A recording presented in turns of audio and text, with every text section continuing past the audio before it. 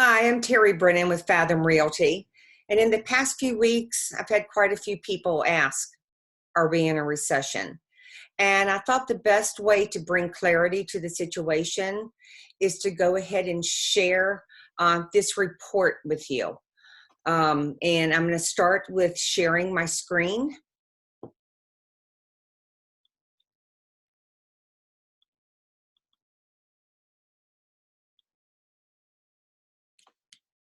And oops, here we go. So, think this is a housing crisis? Think again. With all of the unanswered questions caused by the COVID-19 and the economic slowdown we're experiencing across the country today, many are asking if the housing market is in trouble. For those who remember 2008, it's logical to ask that question.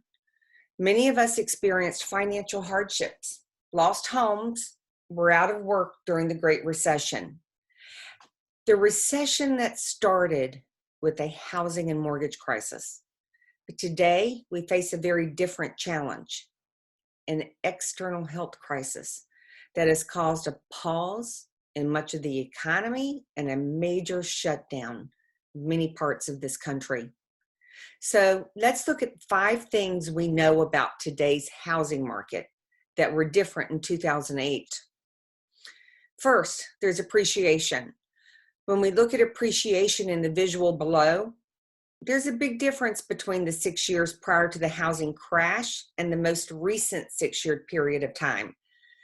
Leading up to the crash, we had much higher appreciation in the country than we see today. In fact, the highest level of appreciation most recently is below the lowest level we saw leading up to the crash.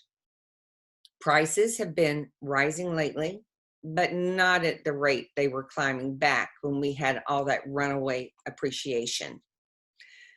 Second, it's the mortgage credit. The Mortgage Credit Availability Index is a monthly measure by the Mortgage Bankers Association that gauges the level of difficulty to secure a loan. So the higher the index, the easier it is to get a loan. The lower the index, the harder. Today, we're nowhere near the level seen before the housing crash, when it was very easy to get approved for a mortgage. After the crash, however, lending standards tightened and have remained so up to this day. Number of homes for sale. One of the causes of the housing crash in 2008 was an oversupply of homes for sale. Today, as shown in the next image, we see a much different picture. We don't have enough homes on the market for the number of people that want to buy them. Across the country, we've less than 6 months of inventory. That's an undersupply of homes available for interested buyers.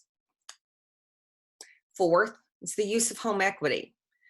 The chart below shows the difference in how people are accessing the equity in their homes today as compared to 2008. In 2008, consumers were harvesting equity from their homes through cash-out refis and using it to finance their lifestyles. Today, consumers are treating the equity in their homes much more cautiously.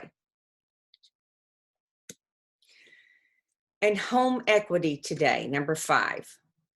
Today, 53.8% of the homes across the country have at least 50% equity.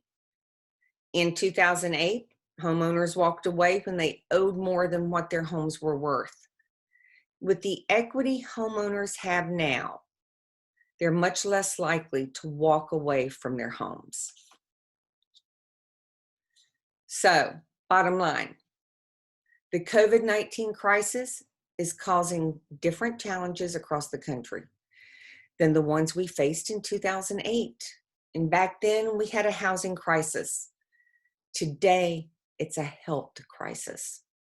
But what we know now is that housing is in a much stronger position today than it was in 2008. It's no longer the center of the economic slowdown.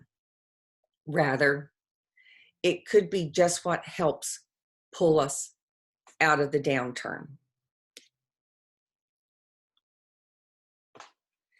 So if you'd like more information on where I got this information, it came from KCM, Keeping Current Matters. It's kcm.com. I'm going to have a link here. Go ahead and hit the link and it'll take you to the resources. And I'm always here. If you have any questions, concerns, anything, please never hesitate to reach out. Bye now.